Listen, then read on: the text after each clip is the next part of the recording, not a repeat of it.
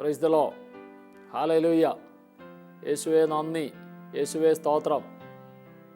പ്രിയപ്പെട്ടവരെ, യെശയ്യാ പ്രവാചകൻ്റെ പുസ്തകം 55-ാം അധ്യായം അതിൻ്റെ 10ഉം 11ഉം തിരുവചനങ്ങളിൽ നമ്മൾ ഇങ്ങനെ വായിക്കും: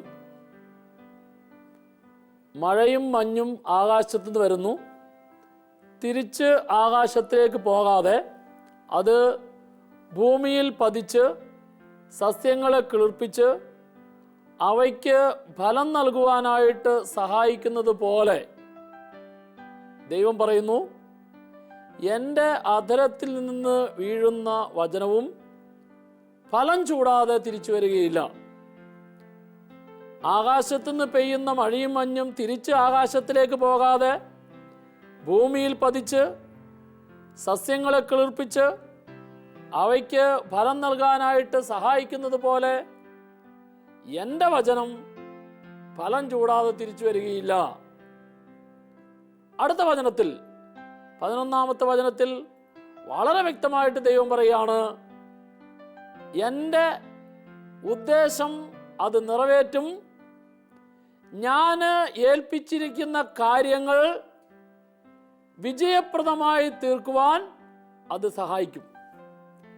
ഞാൻ ഏൽപ്പിക്കുന്ന കാര്യങ്ങൾ വിജയപ്രദമായ രീതിയിൽ അത് നിറവേറ്റും. രണ്ട് പ്രധാനപ്പെട്ട കാര്യം കർത്താവ് പറയുകയാണ്. കർത്താവിൻ്റെ അധരത്തിൽ നിന്ന് പൊഴിയുന്ന ഓരോ വചനവും ആ വചനം കൊണ്ട് എന്താണോ കർത്താവ് ആഗ്രഹിക്കുന്നത്, ആ കർത്താവ് ആഗ്രഹിക്കുന്ന കാര്യം, അവിടുത്തെ ഉദ്ദേശം അത് നിറവേറ്റും.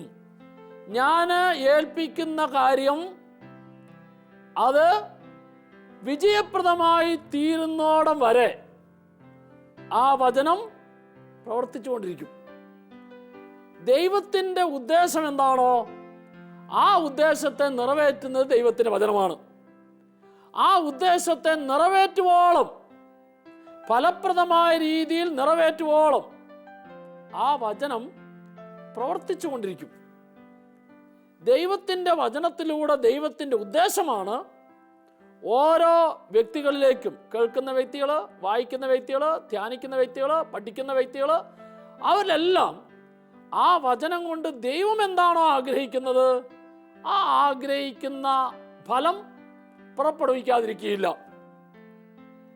നമ്മൾ ബൈബിളിൽ ഒരു വചനം വായിച്ചാൽ ആ വായിക്കുന്ന നിമിഷത്തിൽ തന്നെ എപ്പോഴും അതിലൂടെ ആ സമയത്ത് തന്നെ അത് നിറവേറ്റപ്പെടണമെന്നില്ല. മറിച്ച് ഞാൻ കേൾക്കുന്ന ഒരു വചനം, ഞാൻ വായിക്കുന്ന ഒരു വചനം, ഞാൻ പഠിക്കുന്ന ഒരു വചനം, ആ വചനം നിന്റെ ജീവിതത്തിൽ ഫലം ചൂടാതിരിക്കുകയില്ല. ആ വചനം നിന്റെ ജീവിതത്തിൽ പ്രവർത്തിക്കാതിരിക്കുകയില്ല. കാരണം ആ വചനത്തിൻ്റെ പിന്നിൽ ദൈവത്തിനൊരു ഉദ്ദേശമുണ്ട്. ആ ഉദ്ദേശം നിറവേറ്റുവോളം, ഫലപ്രദമായ രീതിയിൽ ഫലം പുറപ്പെടുവിക്കുവോളം ദൈവം ആ വചനത്തിൻ്റെ ശക്തി പ്രവർത്തിച്ചുകൊണ്ടേയിരിക്കുക. Praise the Lord.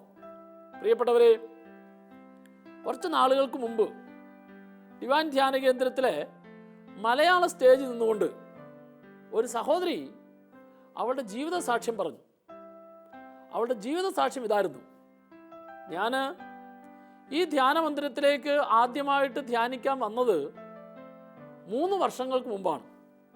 3 വർഷങ്ങൾക്ക് മുമ്പ് ഞാൻ ധ്യാനിക്കാൻ വരുമ്പോൾ ഒരു വാഹന അപകടത്തിൽപ്പെട്ട് വളരെയധികം പരിക്ക് പറ്റി. എനിക്ക് വൈദ്യശാസ്ത്രം എല്ലാവിധത്തിലും എൻ്റെ ആ ശാരീരികമായ നഷ്ടപ്പെട്ട അവസ്ഥയെ, രോഗം ബാധിച്ച അവസ്ഥയെ ചികിത്സിക്കാനായിട്ട് ഏതെല്ലാം വിധത്തിൽ പരിശ്രമിച്ചിട്ടും എനിക്ക് ആ അപകടത്തിൽ സംഭവിച്ചതായ കാര്യം മൂലം എൻ്റെ വലതുകരം ഉയർത്താൻ പറ്റാത്ത അവസ്ഥയിലായിരുന്നു.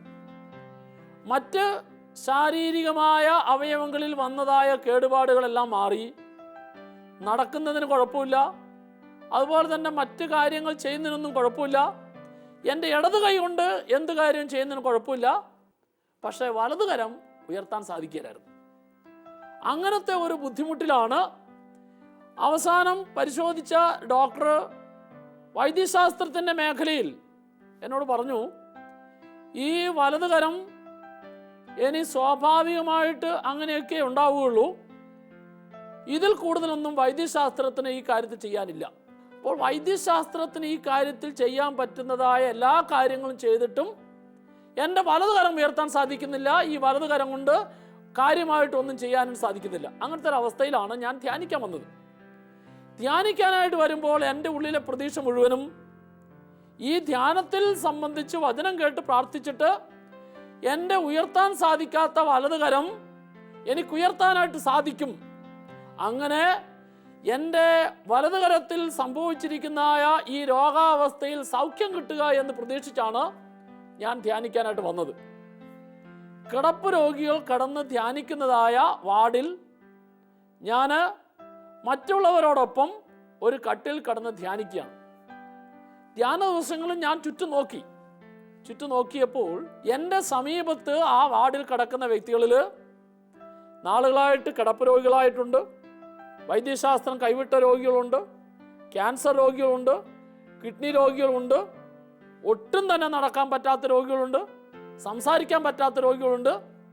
ഞാൻ നോക്കിയപ്പോൾ എല്ലാം കൊണ്ടും മറ്റു രോഗികളെല്ലാം എന്നേക്കാൾ കൂടുതൽ ശാരീരികമായിട്ടുള്ള ബുദ്ധിമുട്ടും വേദനയും മാനസികമായ അസ്വസ്ഥയും അനുഭവിക്കുന്ന വ്യക്തികളാണ്.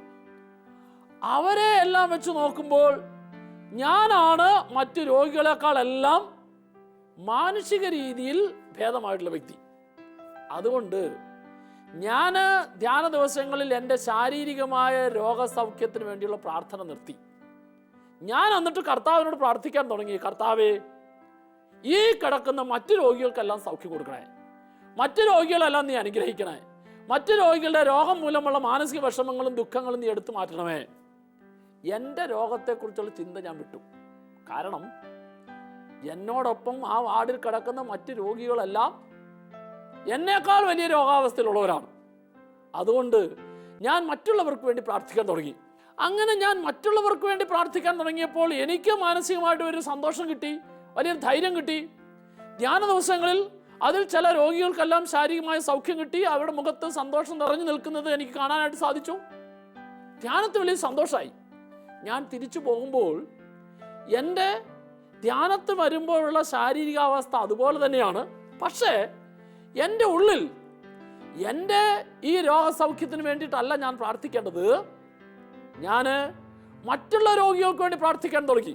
വൈദ്യശാസ്ത്രം കൈവിട്ട രോഗികൾ, രോഗാവസ്ഥയിൽ ആശുപത്രിയിൽ കഴിയുന്ന വ്യക്തികൾ, അപകടത്തിൽപ്പെട്ട് ശാരീരികമായിട്ടുള്ള അവയവങ്ങൾ നഷ്ടപ്പെടുന്ന വ്യക്തികൾ, അങ്ങനെ മറ്റു രോഗികൾക്കെല്ലാം പ്രാർത്ഥിക്കാനായിട്ടുള്ള വലിയ കൃപ ആ ധ്യാനത്തിൽ വെച്ച് എനിക്ക് കിട്ടി.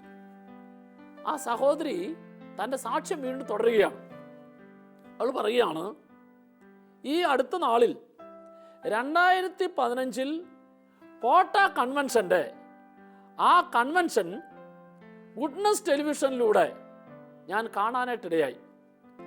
അങ്ങനെ ഞാൻ കണ്ടുകൊണ്ടിരിക്കുമ്പോൾ സ്റ്റേജിൽ വന്നുകൊണ്ട് ആ കൺവെൻഷനെ സംബന്ധിച്ച് രോഗസൗഖ്യം കിട്ടിയതായ വ്യക്തികൾ സാക്ഷ്യപ്പെടുത്തുന്നു. ആ സാക്ഷ്യപ്പെടുത്തുന്നത് കേട്ടിട്ട് ജനക്കൂട്ടം ഒന്നടങ്കം കൈയടിക്കുകയാണ്. അങ്ങനെ കൈയടിച്ചുകൊണ്ടിരുന്ന സമയത്ത് ഞാനും അറിയാതെ ആ കർത്താവ് നൽകിയ സൗഖ്യത്തെ TV-യിലൂടെ കണ്ട് കൈയടിച്ചു. അന്ന് വരെ കഴിഞ്ഞ 3 വർഷങ്ങളായിട്ട് എൻ്റെ ഈ വലതുകരം ഉയർത്താനായിട്ട് സാധിക്കില്ലായിരുന്നു.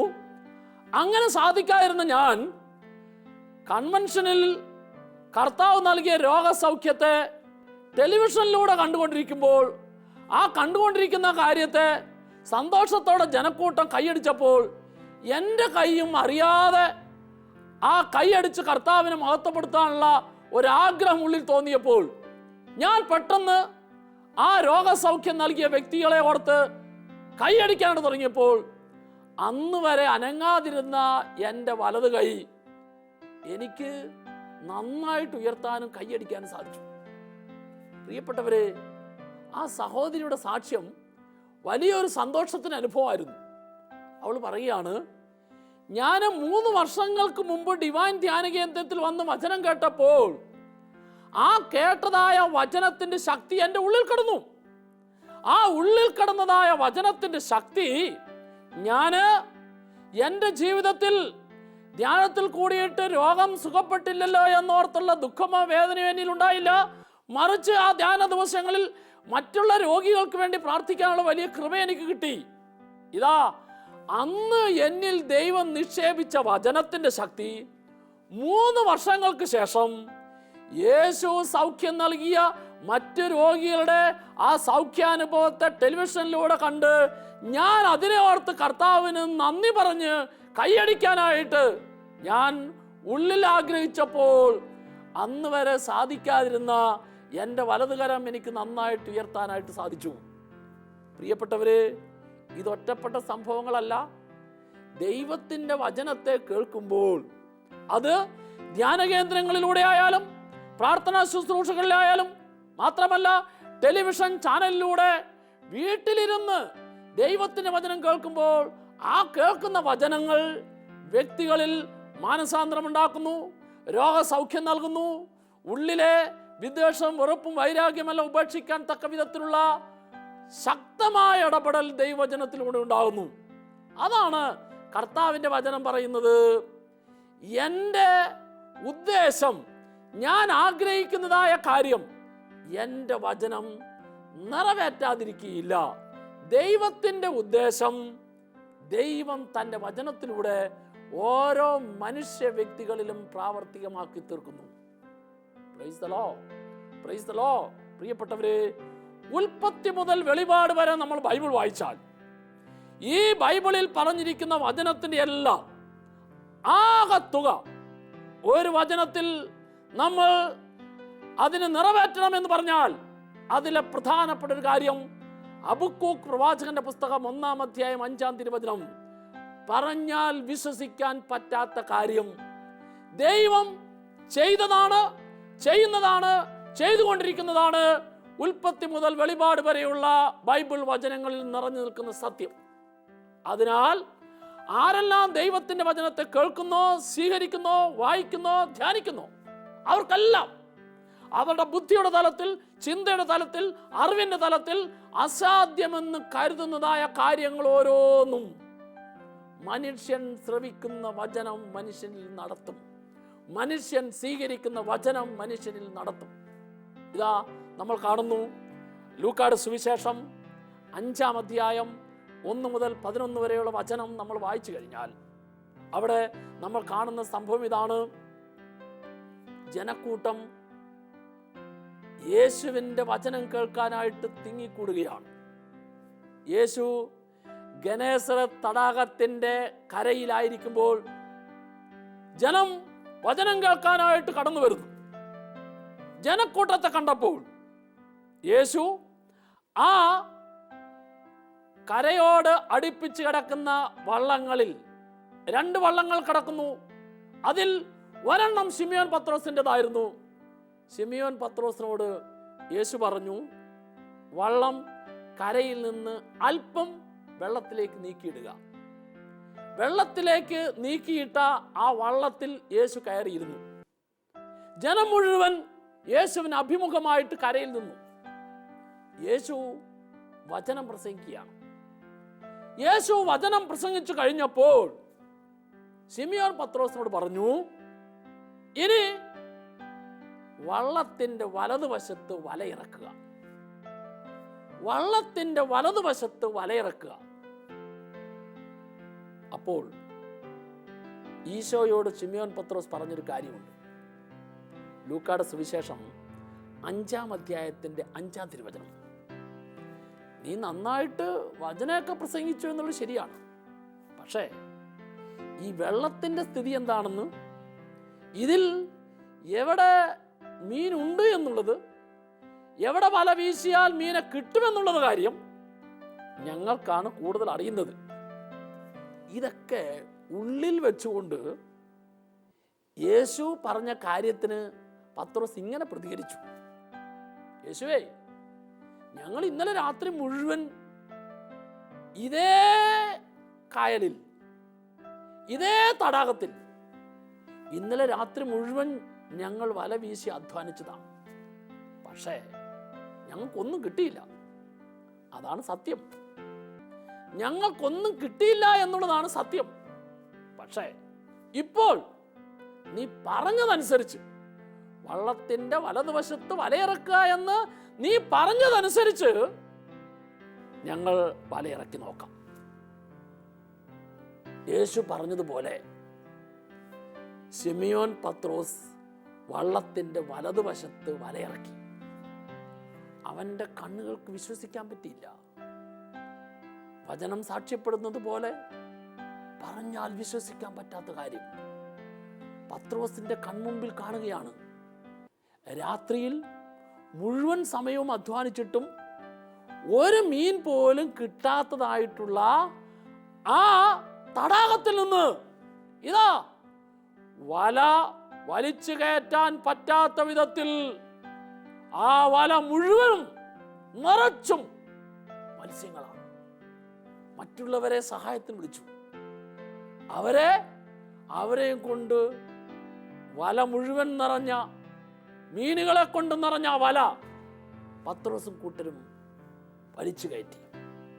പത്രോസും കൂട്ടരും അത്ഭുതപ്പെട്ടു പോയി. എന്നിട്ട് ഈശോ പറഞ്ഞു, ഇനി ഒരിക്കലും ലോകത്തിന്റെ മീനുകൾക്ക് വേണ്ടി അല്ല നിങ്ങൾ അധ്വാനിക്കേണ്ടത്, ഞാൻ നിന്നെ മനുഷ്യരെ പിടിക്കുന്നവരാക്കും. പ്രിയപ്പെട്ടവരെ, ദൈവത്തിന്റെ വചനം സാക്ഷ്യപ്പെടുത്തുകയാണ്, അവിടുത്തെ വചനം ഫലം ചൂടാതെ തിരിച്ചു വരികയില്ല. കർത്താവിന്റെ വചനം ഓരോന്നും എന്താണോ കർത്താവ് ആഗ്രഹിക്കുന്നത്, ആ ആഗ്രഹിക്കുന്നതായ നന്മയുടെ, സൗഖ്യത്തിന്റെ, സന്തോഷത്തിന്റെ, വിജയത്തിന്റെ, ഉയർച്ചയുടെ ഫലം പുറപ്പെടുവിക്കുക തന്നെ ചെയ്യും. മനുഷ്യൻ അധ്വാനിച്ചു നോക്കിയിട്ട് ഒന്നുമില്ലാതിരുന്ന, ഒരു മീനെ പോലും കിട്ടാതിരുന്നതായ ഗനേസരത്ത് തടാകത്തിൽ യേശു പറഞ്ഞു, വള്ളത്തിന്റെ വലതുവശത്ത് വലയിറക്കുക, നിങ്ങൾക്ക് ലഭിക്കും. യേശു പറഞ്ഞതുപോലെ അവർ ചെയ്തു. അവർ ചെയ്തതായ പ്രവൃത്തിയുടെ ഫലം കണ്ട് അവർ തന്നെ അത്ഭുതപ്പെട്ട് സാക്ഷികളായി. നമ്മൾ ഓരോരുത്തരും മനസ്സിലാക്കണം, ഇന്നലകളിൽ നിന്റെ അധ്വാനവും പ്രയത്നവും നീ ഏതെല്ലാം കാര്യങ്ങളിൽ ചെയ്തിട്ടും നിനക്ക് അവിടെ ഫലം ലഭിച്ചില്ല എങ്കിൽ ആ ഫലം ലഭിക്കാത്ത സ്ഥലത്ത് തന്നെ ദൈവത്തിന്റെ വചനത്തെ സ്വീകരിച്ച്, ദൈവത്തിന്റെ വചനം എന്ന് പറയുമ്പോൾ സ്നേഹത്തിന്റെ വചനം, നന്മയുടെ വചനം, വിശ്വസ്തയുടെ വചനം, സത്യസന്ധയുടെ വചനം, ഈ വചനത്തിൻ്റെതായ പ്രവർത്തികൾ നിന്റെ ജീവിതത്തിൽ ഉണ്ടാകുമ്പോൾ ഇന്നലകളിൽ നഷ്ടം സംഭവിച്ച സ്ഥലത്ത് തന്നെ ദൈവം ഇന്ന് ലാഭം കൊയ്യും. ഇന്നലകളിൽ പരാജയം സംഭവിച്ച സ്ഥലത്ത് തന്നെ നിനക്ക് വിജയം തരാൻ ദൈവത്തിന് സാധിക്കും. ഇന്നലകളിൽ നഷ്ടം സംഭവിച്ച സ്ഥലത്ത് തന്നെ ദൈവത്തിന് നിനക്ക് ലാഭം തരാൻ സാധിക്കും. അത് ദൈവത്തിന് സാധ്യതമായി തീരണമെങ്കിൽ നിന്റെ ജീവിതത്തിൽ ഓരോ നിമിഷവും ഫലം പുറപ്പെടുവിക്കുന്ന വചനത്തിന്റെ ശക്തി നിറഞ്ഞേ തീരുകയുള്ളൂ. Praise the lord, praise the lord, hallelujah. പ്രിയപ്പെട്ടവരെ, ഹെബ്രായ ലേഖനം 4-ാം അധ്യായം അതിന്റെ 12 മുതലുള്ള തിരുവചനത്തിൽ ഇങ്ങനെ നാം വായിക്കുന്നു, കർത്താവിന്റെ വചനം സജീവവും ഊർജസ്വലവും ഇരുതലവാളിനേക്കാൾ മൂർച്ചയേറിയതും ആത്മാവിലും ചേതനയിലും മജ്ജയിലും സന്ധിബന്ധങ്ങളിലും എല്ലാം തുളച്ചു കയറി അവിടെ എല്ലാം മാറ്റം വരുത്താൻ കഴിവുള്ളതാണ്. അപ്പോൾ വചനം എനിക്ക് പറഞ്ഞു തരികയാണ്, കർത്താവിന്റെ വചനത്തിന്റെ ശക്തി അത് ജീവനുള്ളതാണ്. നിർജീവമായതിനെ, മരണപ്പെട്ടതിനെ പുതുജീവൻ നൽകി ഉണർത്താൻ ദൈവത്തിന്റെ വചനത്തിന് സാധിക്കും. പ്രിയപ്പെട്ടവരെ, നമ്മൾ കാണുന്നു എസെക്കിയേൽ പ്രവാചകന്റെ പുസ്തകം 37-ാം അധ്യായം 1 മുതൽ 14 വരെയുള്ള തിരുവചനത്തിൽ അവിടെ ദൈവം എസെക്കിയേലിനോട് പറഞ്ഞു, നീ അസ്ഥികൾ കൂട്ടിയിട്ടിരിക്കുന്ന ആ താഴ്വരയിലേക്ക് പോവുക. ദൈവം എസെക്കിയേലിനെ അസ്ഥികൾ നിറഞ്ഞ താഴ്വരയിലേക്ക് കൊണ്ടുപോയി. എസെക്കിയേൽ നോക്കി, മുഴുവൻ മനുഷ്യരുടെ അസ്ഥികൾ കൂടിക്കിടക്കുകയാണ്. എസെക്കിയേലിനോട് ദൈവം പറഞ്ഞു, ജീവനില്ലാത്ത നിർജീവമായ ഈ അസ്ഥികളോട് എന്റെ വചനം പ്രസംഗിക്കുക. ഇതാ ദൈവം പറഞ്ഞതുപോലെ എസെക്കിയേൽ നിർജീവമായ അസ്ഥികളോട് വചനം പ്രസംഗിച്ചപ്പോഴോ ഇതാ കർത്താവിന്റെ വചനം സാക്ഷ്യപ്പെടുത്തുന്നു. എസെക്കേൽ പ്രവാചകന്റെ പുസ്തകം 37 അധ്യായം 7 വചനങ്ങൾ. പ്രവചിച്ചു കൊണ്ടിരുന്നപ്പോൾ, വചനം പ്രസംഗിച്ചു കൊണ്ടിരുന്നപ്പോൾ നിർജീവമായിരുന്ന അസ്ഥികളെല്ലാം കിലുകിലാ ശബ്ദത്തോടെ അവയെല്ലാം മാംസവും മജ്ജയും ഞരമ്പുകളും വന്ന് അവയെല്ലാം മനുഷ്യക്കോലങ്ങളുടെ രൂപത്തിൽ സൈന്യനിരകൾ പോലെ എഴുന്നേറ്റുന്നു. സൈന്യനിരകൾ പോലെ എഴുന്നേറ്റുന്നു. അസ്ഥികളിൽ നിന്ന് ജീവനുള്ള മനുഷ്യരൂപം കർത്താവിൻ്റെ വചനത്തിൻ്റെ ശക്തിയാൽ രൂപപ്പെടാൻ കാരണമായി തീർന്നു. എന്നിട്ട് ദൈവം അടുത്ത എസെക്കേലിനോട് പറയുകയാണ്, ജീവനില്ലാതെ എഴുന്നേറ്റ് നിൽക്കുന്ന ആ മനുഷ്യരൂപങ്ങളോട് നീ വീണ്ടും പ്രവചിക്കുക, നീ വീണ്ടും വചനം പറയുക. എസെക്കേൽ പ്രവചിച്ചപ്പോൾ അവയെല്ലാം ജീവനുള്ള സൈന്യനിരകളെ പോലെ വലിയൊരു കൂട്ടം അതാ എസെക്കേലിന് മുമ്പിൽ എസെക്കേൽ കാണുന്നു. പ്രിയപ്പെട്ടവരെ, ഇതിലൂടെ എനിക്കും നിനക്കും പറഞ്ഞു തരികയാണ്, ഇന്നലകളിൽ ഏതെല്ലാം കാരണങ്ങൾ, ഏതെല്ലാം പ്രശ്നങ്ങൾ, ഏതെല്ലാം രോഗങ്ങൾ നിന്റെ സ്വഭാവത്തിലും ജീവിതത്തിലും ശരീരത്തിലും നിർജീവമായിട്ടുള്ള അവസ്ഥ ഉണ്ടാക്കിയോ, നിർജീവമായ കോശങ്ങളെ, നിർജീവമായ സെല്ലുകളെ, നിർജീവമായ ശരീര അവയവങ്ങളെ കർത്താവിന്റെ വചനത്തിന്റെ ശക്തിയാൽ ജീവനുള്ളതാക്കി മാറ്റാൻ സാധിക്കും, സൗഖ്യമുള്ളതാക്കി മാറ്റാൻ സാധിക്കും. അത്രമാത്രം ശക്തിയുള്ളതാണ് കർത്താവിന്റെ വചനം. അതിനാൽ ദൈവത്തിന്റെ വചനം ജീവനുള്ളതാണ്, ദൈവത്തിന്റെ വചനം ശക്തിയുള്ളതാണ്, ദൈവത്തിന്റെ വചനം മനുഷ്യന്റെ സ്വഭാവത്തെയും ജീവിതത്തെയും മുഴുവൻ മാറ്റിമറിക്കാൻ ശക്തിയുള്ളതാണ്. ഇതാ യോഹന്നാന്റെ സുവിശേഷം 11 അധ്യായം 44 തിരുവചനം. മരിച്ച് അടക്കപ്പെട്ട് 4 ദിവസം കഴിഞ്ഞ ലാസറിന്റെ കല്ലറയെങ്കിൽ നിന്നുകൊണ്ട് യേശു പറഞ്ഞു, ലാസറെ പുറത്തു വരിക. മരിച്ചവൻ, ജീവനില്ലാത്തവൻ ഇതാ ജീവനുള്ളവനായി തിരിച്ചു വന്നു. ജീവനുള്ളവനായി കല്ലറയിൽ നിന്ന് പുറത്തു വരികയാണ്. അപ്പോൾ ദൈവത്തിന്റെ വചനത്തിന്റെ ശക്തി നിർജീവമായതിനെ ജീവനുള്ളതാക്കി മാറ്റാനായിട്ട് സാധിക്കുന്നു. വീണ്ടും നമ്മൾ കാണുകയാണ് യോഹന്നാന്റെ സുവിശേഷം 5 അധ്യായം 8-9 തിരുവചനം. ബത്സയിദ കുളക്കരയിൽ 38 വർഷക്കാലം രോഗിയായി കിടന്നവനോട് യേശു പറഞ്ഞു, എഴുന്നേറ്റ് നിന്റെ കിടക്കയും എടുത്ത് നടക്കുക. വചനം ഇങ്ങനെ സാക്ഷ്യപ്പെടുത്തുന്നു, തൽക്ഷണം അവൻ എഴുന്നേറ്റ് കിടക്കയും എടുത്ത് നടന്നു.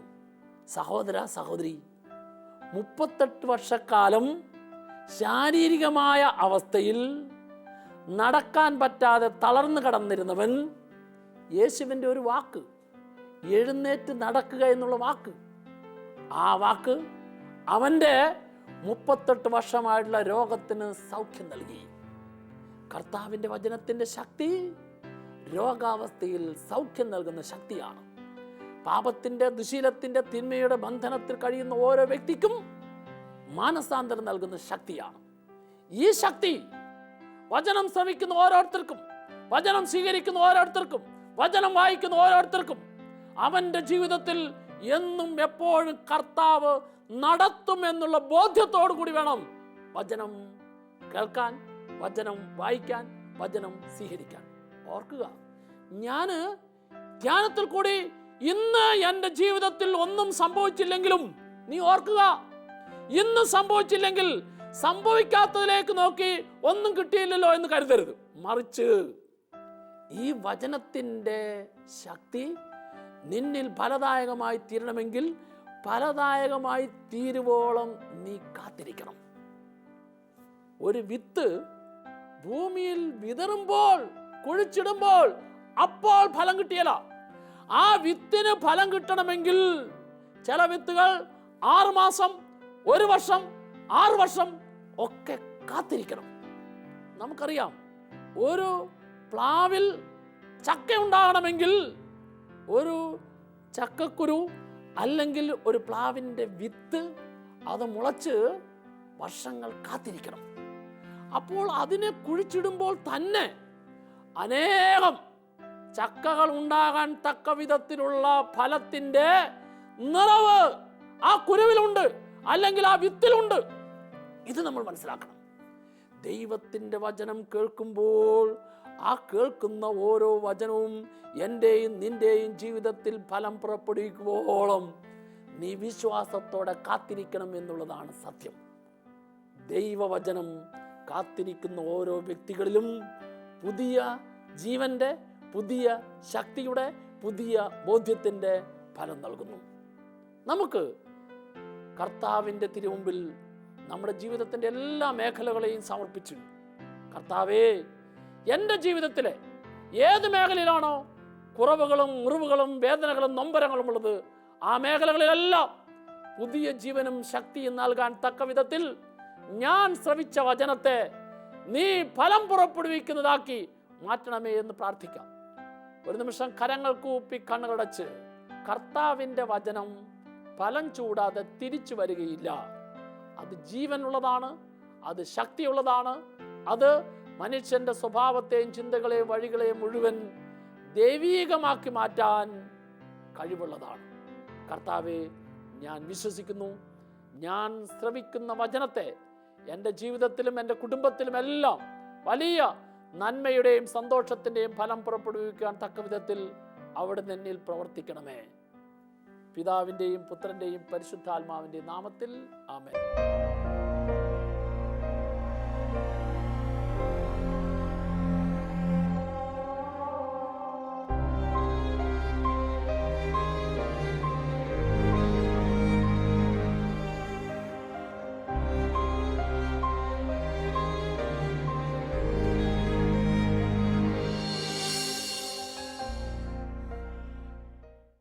വിശദ വിവരങ്ങൾക്ക് director, divine vision, divine retreat centre, Muringoor, Chalakudy 680316, Kerala, South India. Telephone 0091 480 270 8098, 0091 480 270 2613, fax 0091 480 270 8097, email mail.divintv@gmail.com, website www.drcm.org.